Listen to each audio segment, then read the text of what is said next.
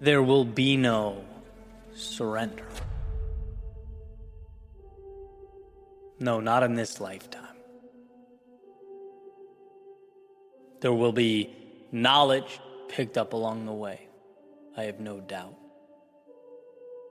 There will be adaptation. There will be adjustments made. But there will be no surrender. And look, should life require change, I will evolve. Should it demand growth, I will rise to the occasion. Should suffering be entangled in my pursuit, I will weather that storm. But these things, they will not be the end of me. No, they are little beginnings. The consistent rebirth attached to one who refuses to back down. Because look, I may not be the most talented. I may not be the best suited or best equipped to break through. I may not be the most knowledgeable, but I will always have enough. Enough in the face of danger, standing in the shadow of adversity to take one step forward. To transform the chaos into triumph. One courageous yes at a time. There will be no surrender here. Not now, not today, not in this lifetime. I will find a way through. When night is dark, when the road is long, when the path so lonely that the world speaks not a sound, I will find a way. And sure, there may be frustration, maybe even fear, but there will, because of an undying self-belief, be no surrender.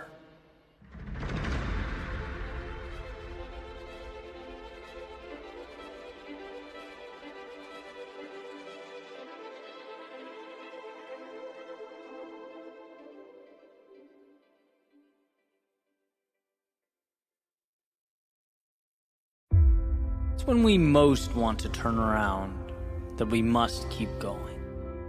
When all we see is darkness, that we must have faith in the light. It's when we feel most vulnerable that we must become unshakable.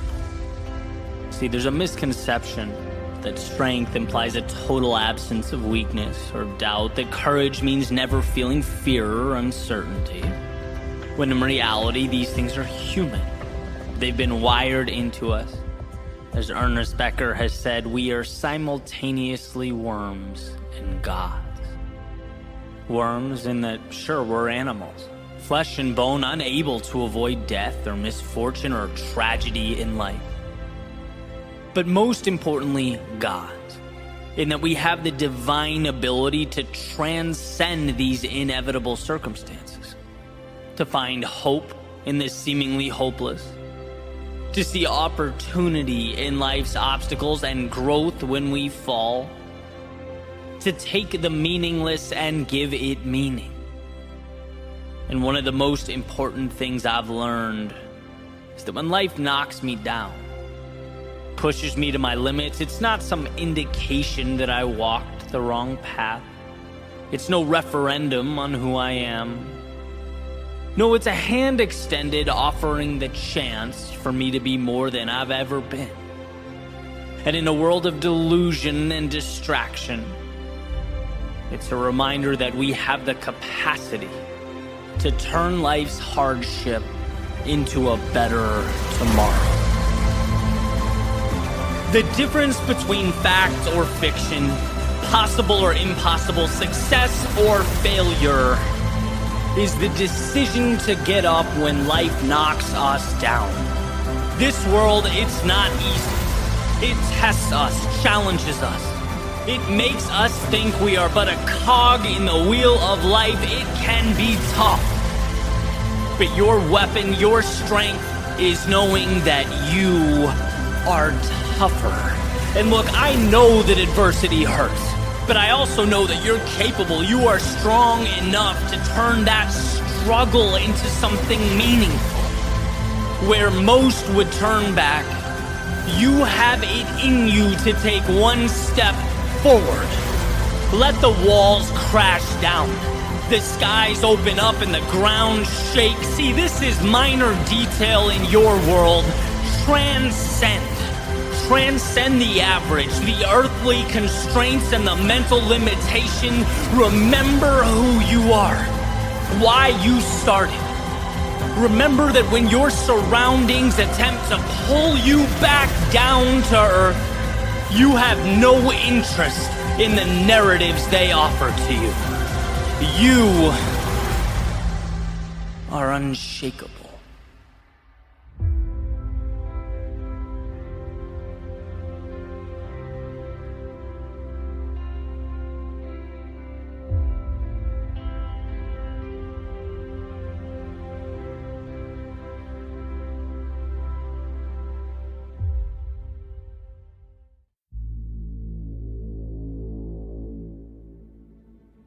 I often ask myself, what differentiates those who wish for better outcomes and those who do something about it? What separates the dreaming from the progress and the wishing from the reality? Sure, life is complex. There are a lot of moving parts to understand.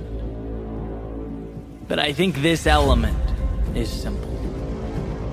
Those who build things in life are willing to not only see a reality that hasn't yet materialized, but they also understand that in a world of no, they have to be the yes.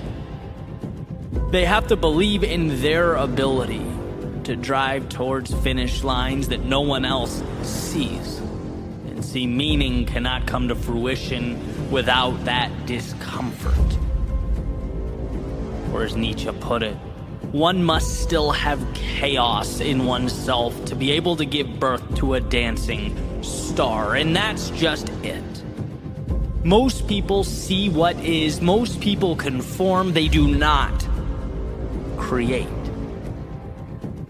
To change something means you have to be the metaphorical eagle amongst pigeons, flying above all that, everyone, everything else, superseding the limiting beliefs that shackle others to their one-dimensional realities. But most importantly, it means you can see. You can see what no one else can. You have line of sight to what no one else understands. See, in this world, no one walks up to you on the street, puts their arm around you and says, hey kid, that dream, follow that, because I can tell you're going to do big things. No one says, hey, that business idea, you're going to thrive next year, I know it. That relationship, it's going to happen. That level of fitness, oh, I can see it already. Nope. People see what's right in front of them. And as it pertains to you and your world, your life, people are those pigeons. And so that leaves you with a choice. Do you accept that?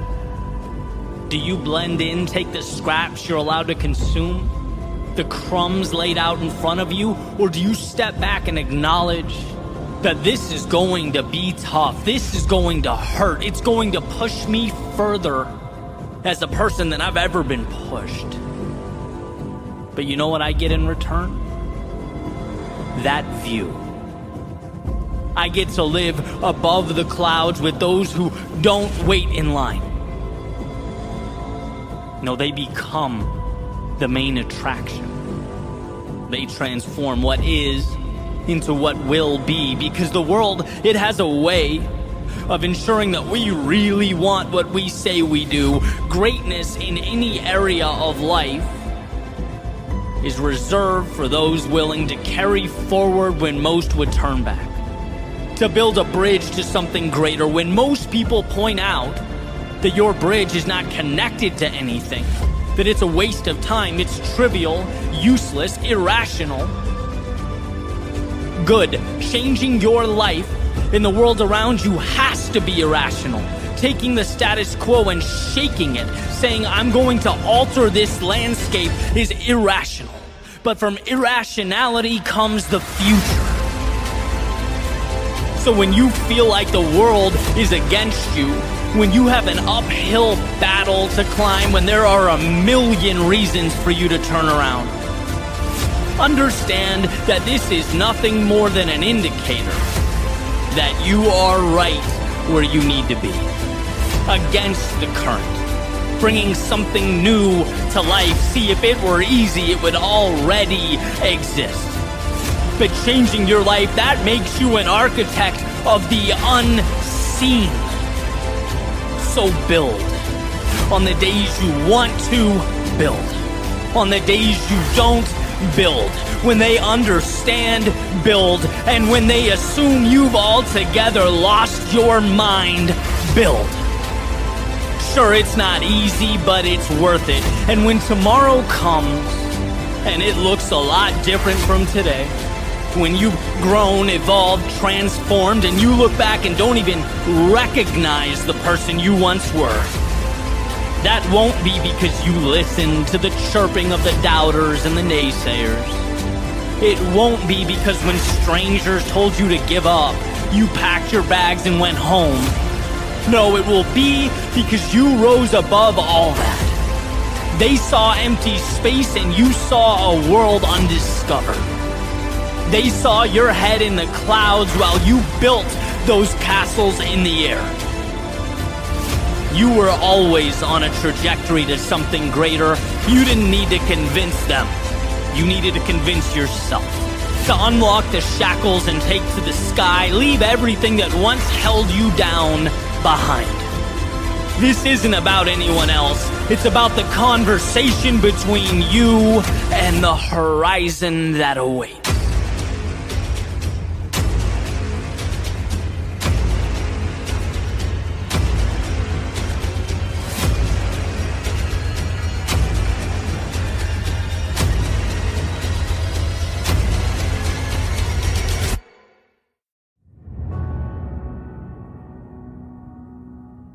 There's a saying that some people feel the rain. Others just get wet. I've always found this interesting, this idea, how the same subject, same situation, or occurrence can be interpreted so differently, right? It can plant the seeds for such different outcomes. Like Kishimi and Koga mentioned in their book, The Courage to be Disliked, well water is 60 degrees, and it's always 60 degrees. In the summer and the winter, but depending on what time of year, right, the makeup of the outside world, that 60 degrees feels different. The water didn't change, its circumstances did, and our thoughts are no different. It's not the world that writes the story, we do. And every second, moment, day is merely an interpretation. Does time tick by? Or is it driven into a state of flow? Is it transformed into something more? Was losing an indicator that, hey, maybe you're not good enough? Or is it your motivation to be better than you've ever been? Is your day an allegiance to the present or an invitation to chase down tomorrow? See, the world doesn't get to tell the tale. The world is paper, it's ink, it's ideas. The world is everything you need to decide how your story's going to go. How does he see the world? How does she define reality? That's the question. Because you don't need to change the world, you need to change the way you see it. And you don't need to change who you are. You need to change the imaginary shackles you've placed around your ankles that are limiting the heights you could reach. In fact, the world, as far as I'm concerned, is an accumulation of thoughts, ideas. It's 8 billion individualized movie screens attempting to interact, to coexist together. And when you look at it like that, it's not that your mindset plays a role or it's kind of important. No, it's that it narrates the play. It's the glue that ties everything together. What you see is what you get. And this isn't a one and done thing, it's an everyday thing. Because there's always going to be occurrences in our lives that challenge us, that threaten our understanding of who we are and what we're capable of. There will always be the temptation to make the opportunity into the problem and the hero into the villain. But why forfeit that control? I remember hearing that if you find time to be grateful, both in the morning and at night, it changes your life. Not because the world transforms, but because it reinforces the perspective you need. We are lucky to be here. We're lucky to have challenges that push us forward. Lucky to have ups and downs that bring us closer to the people in our lives. We're lucky that chaos and discomfort open a door for transformation on the other side. And look, I get life isn't perfect. And not everything can be great all the time. But I do believe that if we can bring ourselves to stop, to breathe, to even focus briefly, we can find value in any situation. What's in front of you, it exists, right? It's the well water. You can't go back in time or remake the obstacle at your feet, but you can always decide how to make that work for you. And that's a superpower. And I use that. I use it when my short-term ideas or videos or projects underperform. I use it when people let me down. I use it when in the moment I'm either under or overwhelmed. The question, where is the win? In this spot, this situation where most would hang their heads and let the outside world rewrite the story, how can I find a way to hold mine high and maintain my own accountability? Extreme differences in life outcomes are so often prompted by such subtle realizations, subtle decisions. Their reason to stop could be your reason to not only carry on, but thrive. And the best news is you don't need approval or authorization. You don't need the stars to align or doors to open up. You just need to give yourself permission to see the sun amidst the clouds, the hope amidst the doubt. You have to remind yourself that there is always something to cling to, always a second chance. There is always a win. All you have to do is choose to see it.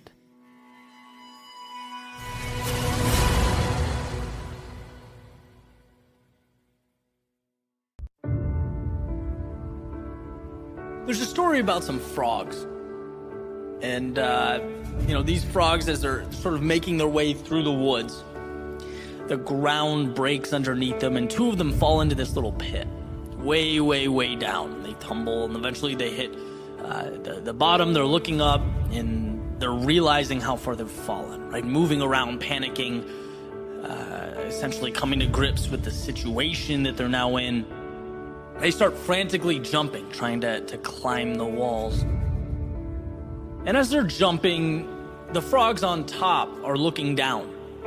And they're basically yelling, look, we're sorry this happened to you, but this is a lost cause. There's no way out for you guys. There's no need to jump around. This is a futile situation, right? But they continue to jump, and they're not willing to come to terms with that possibility, not yet. And again, the frogs up top, they yell down, there's no way. It's over. You're going to die down there, guys. You need to ultimately face that. And one of the two frogs in the pit does concede to the situation. He hears the voices and, he stops jumping and makes his way further down the pit, and he dies. But the second one keeps jumping and adjusting his approach, trying different things. Ultimately, he does get out. He climbs over the ledge, and when he gets to the top, he's confronted by the others. And they come up to him, they ask him, hey, didn't you hear us yelling down that the situation was impossible? Didn't you hear us say there was no way out? And as it turns out, he didn't hear, because this frog was deaf, right? So he couldn't hear a single word, and this ultimately saved his life. Not because it helped him do the miraculous or the impossible, but because it blocked out the outside voices attempting to tell him what possible is. Look, there will always be doubters, skeptics, and cynics. As Aristotle said, there is one way to avoid criticism. do nothing, say nothing, and be nothing. But the beauty is that these voices have one thing in common, and that's their irrelevance. Because there's one voice that matters in the writing of your story, and that voice belongs to you. Never forget how much control you have. Never forget who holds the pen. Things are real when you make them real. Things stop when you stop. Things change when you change them. So here's the following, not orders or expectations, but that spark that guides you to what feels right, to what means the most. Here's to an everlasting self-belief that will lift you out of any hole, carry you over any mountain, and most importantly, turn blank pages into a story that is truly yours.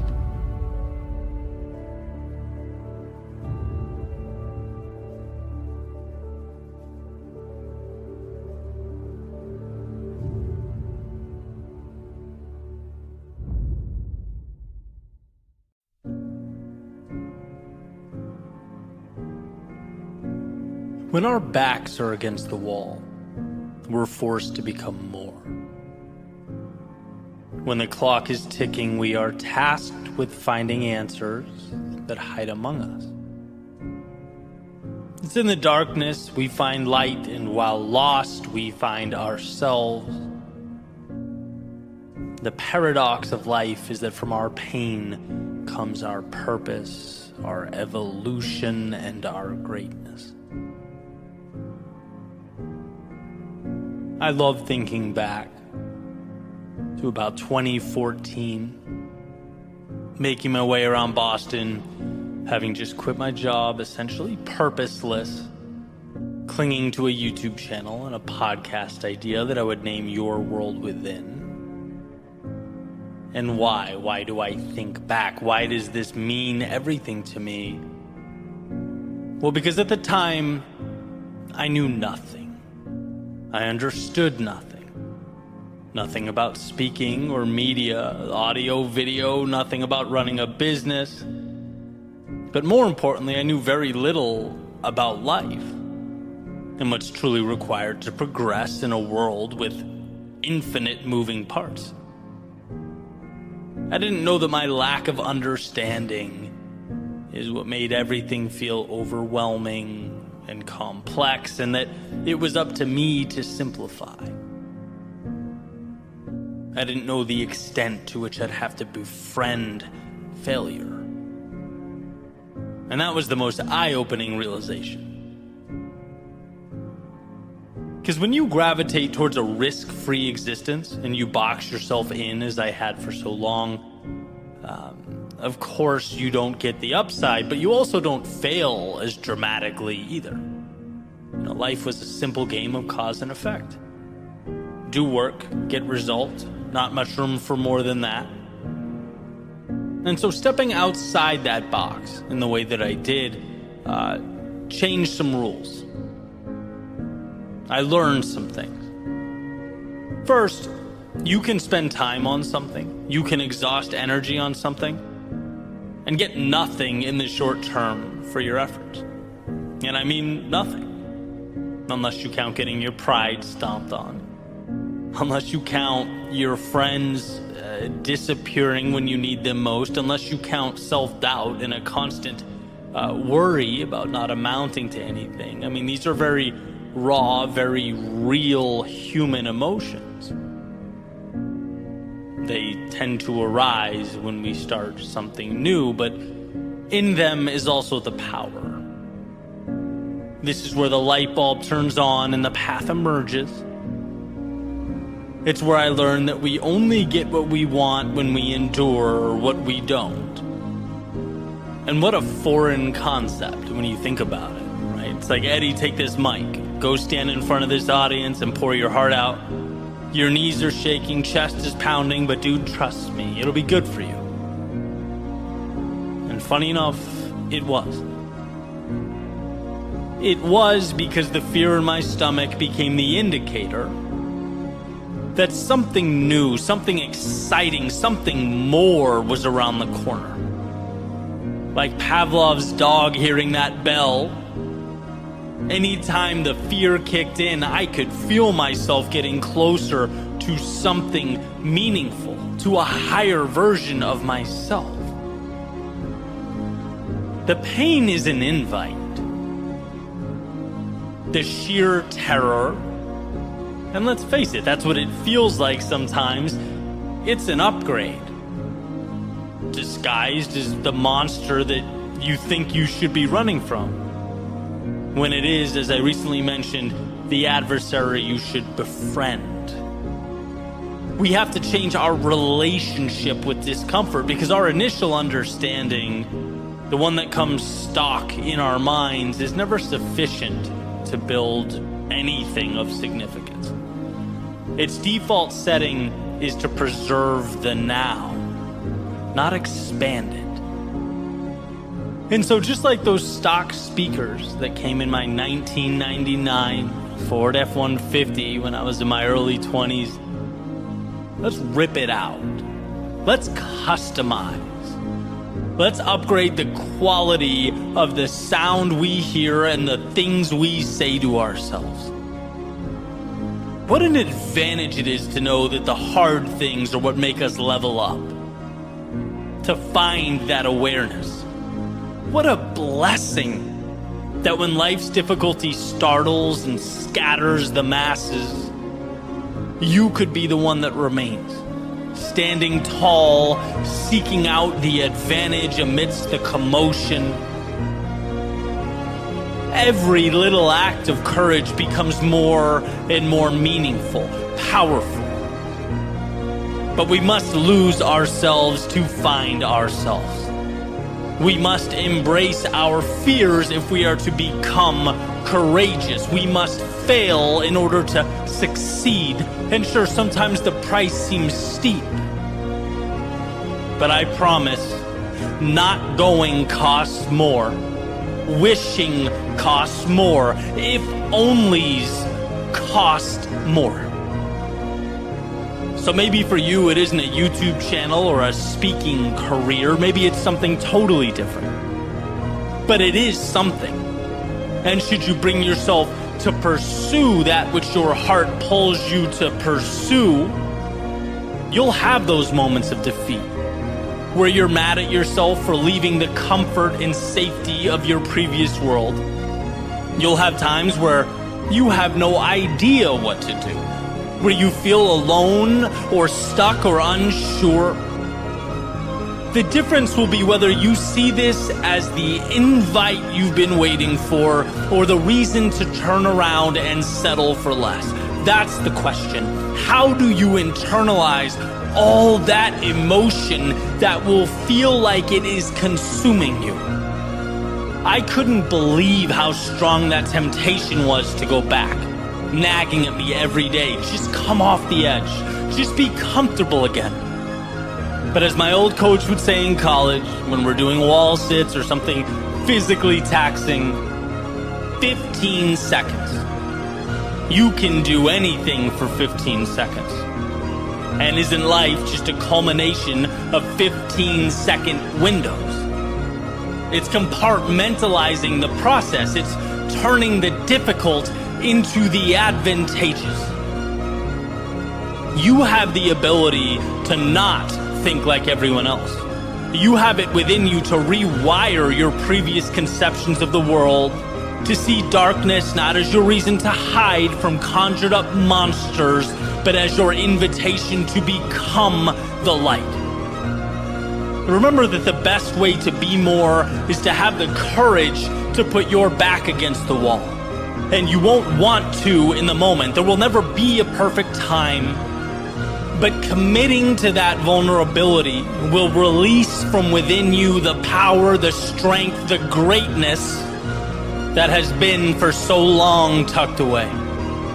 By moving into the chaos, you are simultaneously creating the calm you always dreamed of. You're realizing the possibility that just needed the door left ajar to make its way into your world.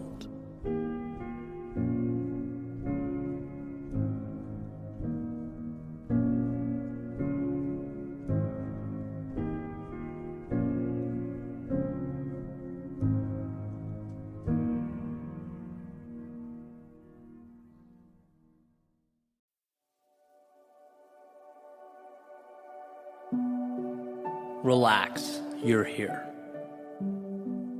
That's a clever little sign hanging above the sidewalk, right at the border where Pompano Beach turns into Lauderdale by the Sea.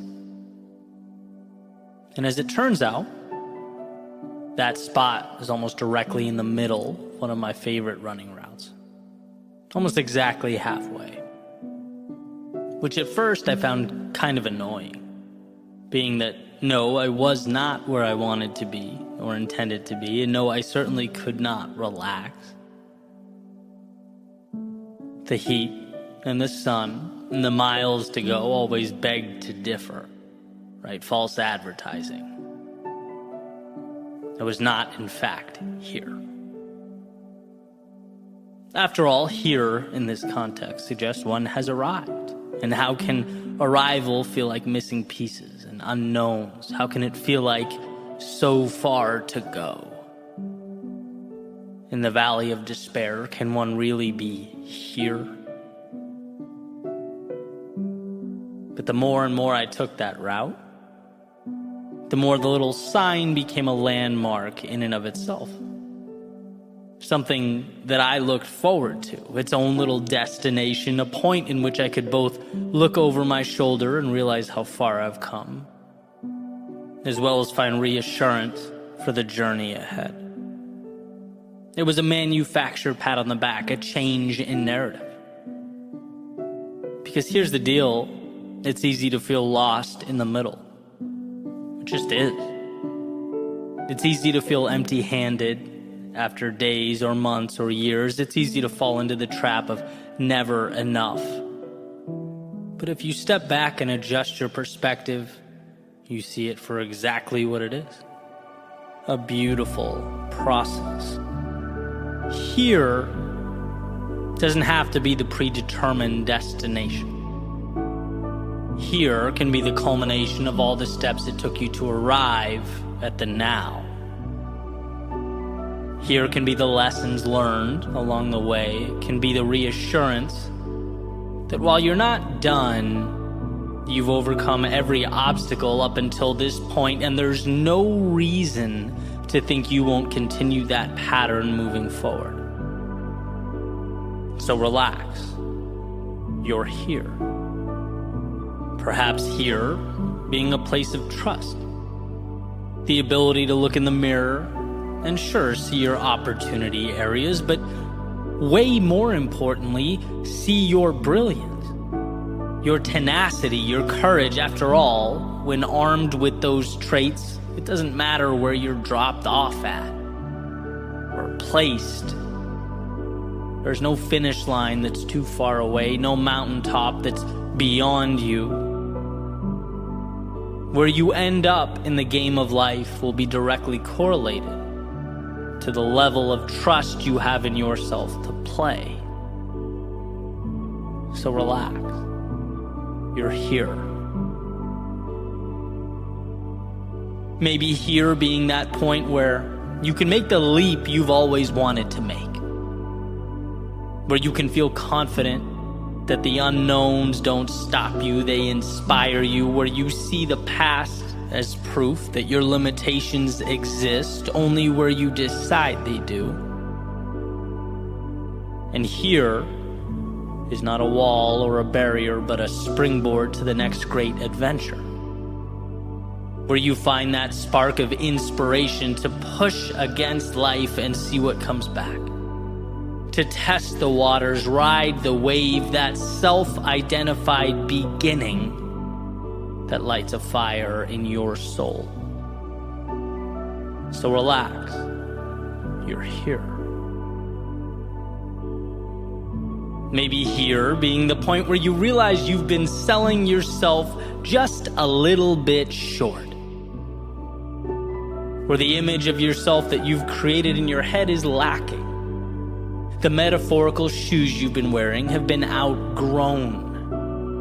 And here is where you change them for something that better suits you. Where you make a contract with yourself to endure the growing pains and the discomfort, where you willingly pick up the pace in exchange for that adrenaline rush associated with leveling up. The excitement of the wind on your face, the increased speed opening up your mind to the realization that you haven't even scratched the surface with regard to your potential. And that alone is a gift. So relax. You're here. Maybe here is a reminder to simply enjoy the now. To stop thinking only about what's down the road and look around. To realize that the future is just a fantasy about what might come. And the past is a retelling of stories that have already occurred, making your experience on this planet only right now. A culmination of right now stacking up to comprise your entire life. And while the destination is the purpose that pulls you through, the very idea of a destination is essentially trading a current right now for a future one. So maybe look around and enjoy what you have. Appreciate the moment in all its glory. Relax. You're here. See, whatever here means to you, it's essential that we know, even in the heart of the storm, the chaos of battle mid-journey, that you have everything you need. Not just to survive, but to adjust and re-examine, to identify what means the most to you and follow that like your life depends on it. Relax, you are here. Here being the inflection point that separates the past from the future, that cuts your negative self-talk and those self-imposed limitations down to the nothings that they are. For me, that sign and its message have become a reminder of the duality of life, the tightrope that I have to walk between chasing down the dreams that pull me out of bed every morning and simultaneously cherishing the moments that comprise the journey. Sure, it's the halfway point of my run, and sure, I have ways to go. Sure, celebrating now would be counterproductive, but breathe in. Look what I get to do. Look where I am. Look what I have. They say we live not for the destination, but the journey, and I think that's right. I think in a way, the finish line might just be the excuse we give in order to experience the steps that take us there. It's the chase, the pursuit, and so relax, you are here reminds me that I'm in the thick of the good stuff. Ed Helms, at a commencement speech, quotes his character from The Office, Andy Bernard, as saying, "I wish there was a way to know you were in the good old days before you've actually left them." Well, this might just be that reminder. Grow to something you've yet to become, but with everything you have, appreciate who you are now. Respect that finish line, but cherish the race. When the time comes and we've reached the end of our days reflecting back, I think there are two successes that I'll identify as I'm reminiscing. First, I don't want to look back and feel regret for a lack of courage. I don't want to wish that I'd been bolder in pursuit of my dreams. No, I want to accomplish the unthinkable, capture the unobtainable. But second, I also don't want, when reflecting back, to realize that I never looked around and enjoyed the ride. That I didn't know what I had the entire time. That when things felt like a lot, I forgot that a lot was in and of itself a gift.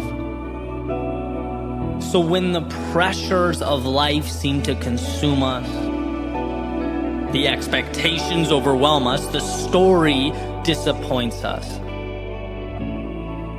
let's find the time to pause, take a breath, and relax, because it just might be life's way of telling us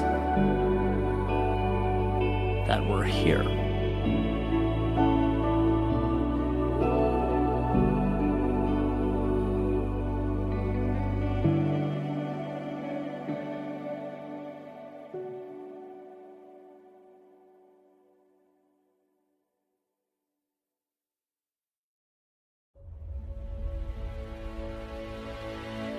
Why is it that when we look back on our lives, it's never the easy days or the simplicity? It's not the calm that changes our reality or makes us who we are. Don't get me wrong, calm and simplicity, they're wonderful, but they're not transformative. And why would they be? Why would we change or seek to obtain more without a reason or incentive? It's times of struggle, of turbulence. It's when life was hard that we had to rethink who we are, reshape the way we look at the world. Right? Because without chaos, you don't get calm. Without the storm, you don't get those crazy neon colors and golden rays it leaves as it passes by. In order to triumph in any capacity or any area of life, there's always a sacrifice that must be made. The adversity is the fire that forges the iron. There's a saying, hard times create strong men. Strong men create good times. Good times create weak men, and weak men create hard times. It's a cycle. And this is generally used in a socio-political sense, and I think in a lot of ways it applies today, but where I've really found it useful, where I've found value in it, is at the personal level. Because what I've noticed is that growth also appears to have a cyclical nature. And when we're in a rough situation or overcoming an obstacle, we have to push, we fight, we grow. Sometimes without even realizing it, we achieve a result, and by default, this transformation that in one way or another makes us something new. But then it becomes easy to level out, right? And that's the challenge. It creates this period of stagnation. It's like we made the jump, and it becomes real easy to stay there. And that's why I have found value in when life is not providing resistance to manufacture some. Because that's the only way to grow. Progress is happiness. Viktor Frankl in Man's Search for Meaning, he says purpose is defined from struggle. If things are too calm or simple or quiet, life begins to lack meaning, and that's never a spot we want to be. Life is about the pursuit of something. You just have to figure out what that blank will be. You get to decide which mountain to climb. There's a story about a butterfly making its way out of a cocoon, and it makes a little hole. It starts attempting to push its way out. Someone walks by. They see it struggling and open the cocoon up to help the butterfly out, right? Thinking that they did this great deed, but in doing so, that butterfly has now lost its ability to use its wings to fly. Why? Because the strength that was necessary to fly would have been forged when he fought his way out. The butterfly was deprived of the very thing it needed to become something more, and that's the point. It's easy to get lost in the now and seek to eliminate everything that doesn't make the moment more comfortable, to remove that which doesn't make things easier. But whether we're talking about collectively or the complacency in our individual lives, we have to remember that avoiding discomfort isn't the answer. When your biggest problem is Amazon taking 5 days to deliver, or that your feelings are hurt by someone's comments or opinions on social media, you've lost track of yourself. You may be living in a world lacking the resistance necessary for growth. Maybe it's time to ask what matters. And I remember when I lived in Boston, I'd walk around listening to podcasts downtown, and I'll never forget hearing Ryan Holiday differentiating between passion and purpose.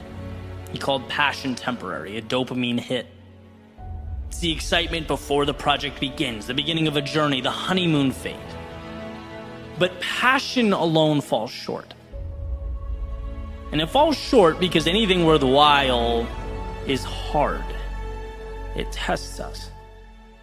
It repeatedly presents us with those metaphorical cocoons we have to fight.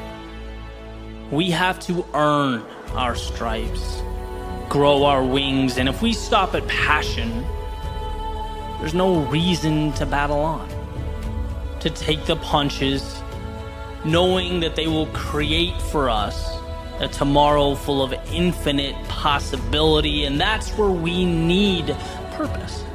That's why it matters. We need something bigger to march towards, a destination that's meaningful, to remind us that those challenging times, they're not a burden. There is no poor me here. They're the fire that sharpens us, that whispers to us not only the importance of carrying on, but the power contained within ourselves to do so. This world, it is not stacked against you. It's never the problem or the obstacle. No, it's the opportunity laid out at your feet. And it's in those very times when we're uncomfortable, when we're unsure, when we don't know where to draw our strength, that we need to remember it comes within.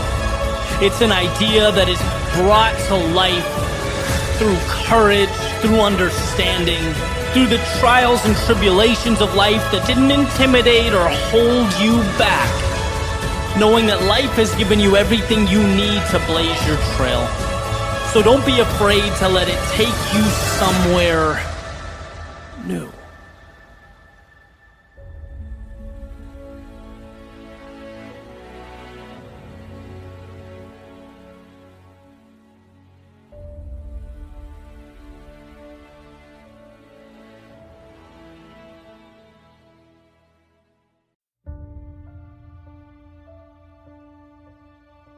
What is failure? Perhaps when the plan falls apart.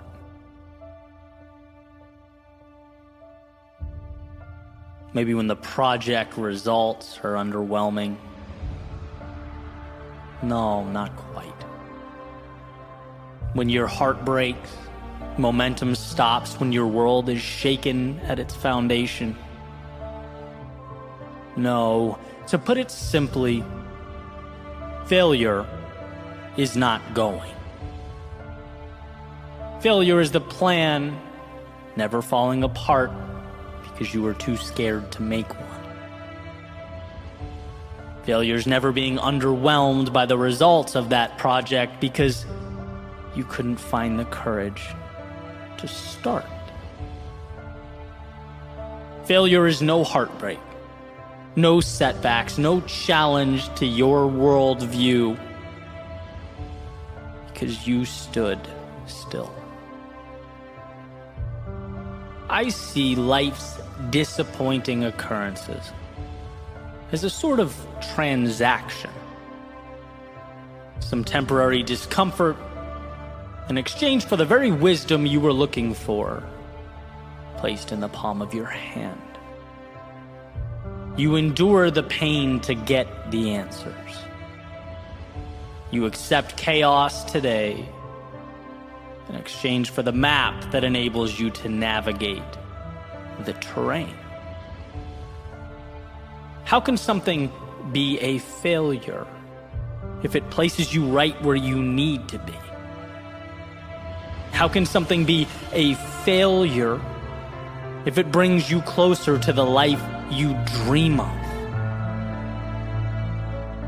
Maybe we don't look at life as failure versus success, but rather as being stagnant versus being in motion, immobile versus mobile. Maybe it's that simple. If you are moving, regardless of how fast, you're giving yourself a chance to overcome, to collect wisdom and pick up armor. You're giving yourself a chance to be more tomorrow than you are today. And that means we stop accepting the notion that we are standing still for our benefit, justifying that we're only stationary because we're waiting for the right moment. We're here because we need this to be perfect.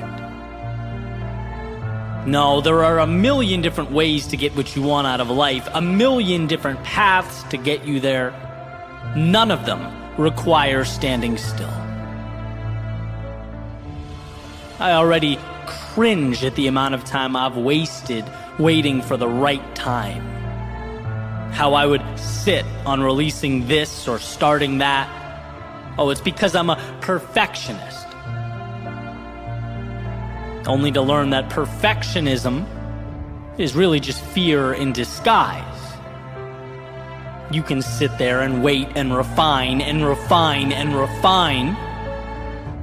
But I'll tell you what, the one who moves, who creates, shares, collects feedback, adjusts, and repeats will have achieved that level of quote-unquote perfection before you feel prepared to acknowledge and share your prototype.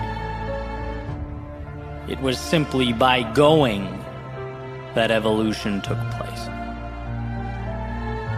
And it took me a long time to grasp this, to understand it, and a part of me didn't want to believe it, because I found it inherently uncomfortable. But life rewards the bold. It always has and always will, calling for a sort of calculated recklessness. Great things are achieved by doers who can put their egos aside and let the world humble them on their way to the next attempt. In Ron Chernow's biography on Washington, one of the common themes which I believe made Washington one of the most influential people in the history of mankind was his ability to think, analyze, seek out the opinions of people around him, and then, once decided that was that, he was all in. The rubber had met the road. This was now the way. And I find power in that, as overthinking is so often our undoing, right? Weighing out worst case scenarios, contingency plans, this versus that. When progress requires that we spend a little bit of time deciding which general direction we go, but most importantly, that we start. And I think we've all been guilty of this. Overanalyzing, over-planning. But just like a sailor can't predict the winds, we can't predict all life's variables. Again, it's deciding on a general direction and then trusting ourselves to navigate life's obstacles as they arise. It's finding trends and patterns along the way and doing our best to utilize them as we move forward. There will be points where the road ahead seems overwhelming, the obstacles too abundant to make sense of, where the mind compels you to stay where you are and stare out in awe. It will suggest that what's behind you is safer, that the world you know contains fewer monsters than the world you don't. It might even convince you that whatever ambitions you had weren't really that important, that you could easily live without them. And the longer you stand there, the longer you listen to that voice, the louder it gets. you dismiss it.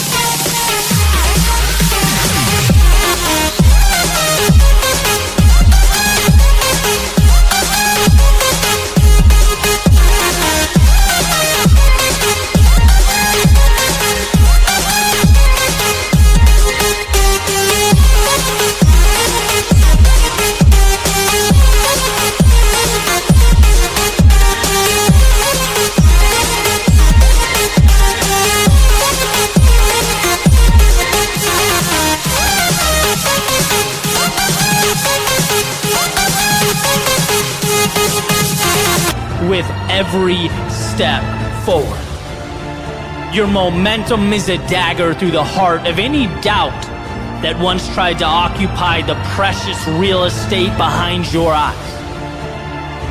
You don't have to outthink it, outsmart it. You just have to move forward. And what you find is that the mountains you once peered up at weren't all that they seemed. A culmination of little hills that can be climbed, manageable rocks that in actuality can be used to propel yourself up the mountainside. There was never a perfect path up. No magic transport to the summit.